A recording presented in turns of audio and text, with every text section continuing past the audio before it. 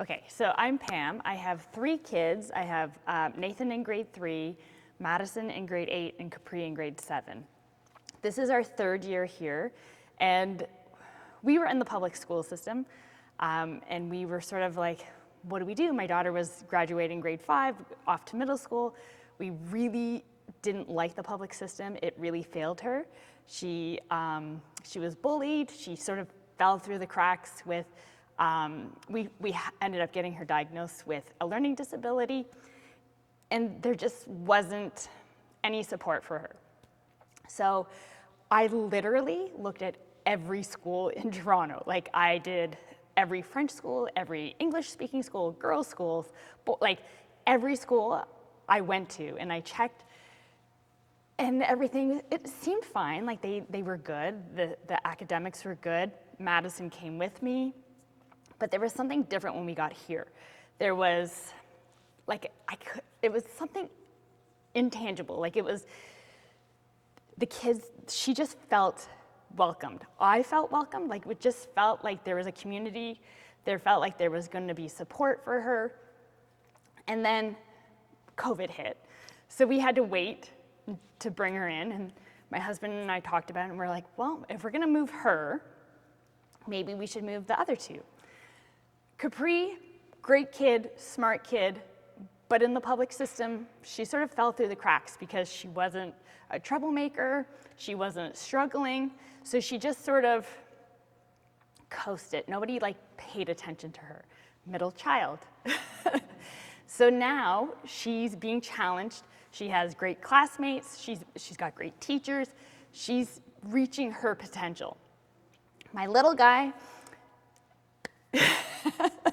he's a handful. He's a little boy, full of energy. He was always getting in trouble at school in the public system. We came here, was not an easy transition by any means.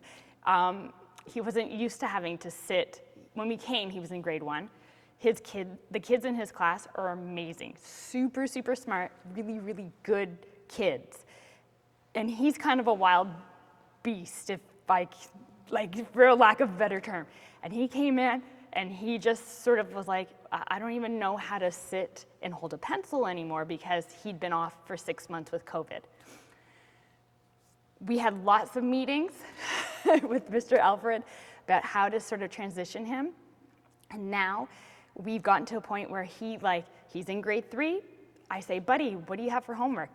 Oh, I have this, this, and this. I said, okay. He's like, don't worry, I got this. They've been writing exams from the very beginning. Nathan started in grade 1 writing exams, and I thought, oh my God, this kid, I don't know how we're gonna do this. He did it, and now they've done 3 years of exams. My niece, who is in grade 11, wrote her very first exams this year because of COVID. And my kids were like, don't worry about it. Exams are just like a big test, it's totally fine.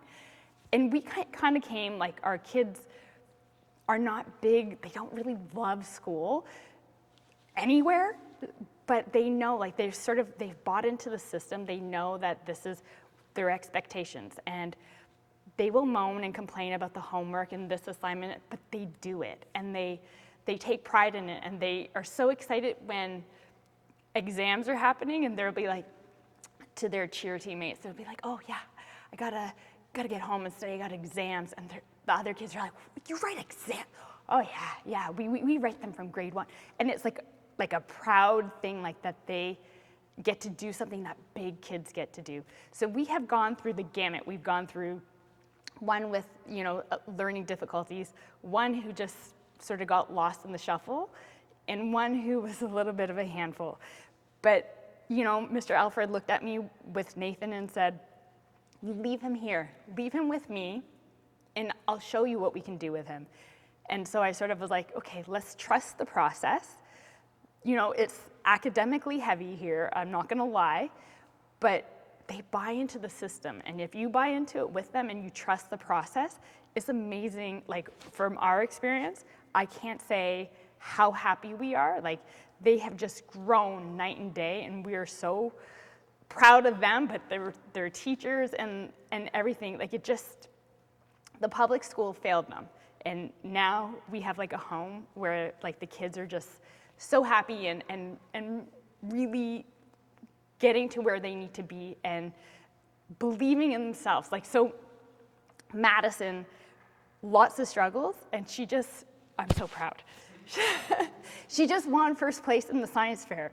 And that was something that we never thought would have happened if we left her in the public system. So everybody sort of like has come together with her and brought her up. And so that's our experience. And we're so happy here.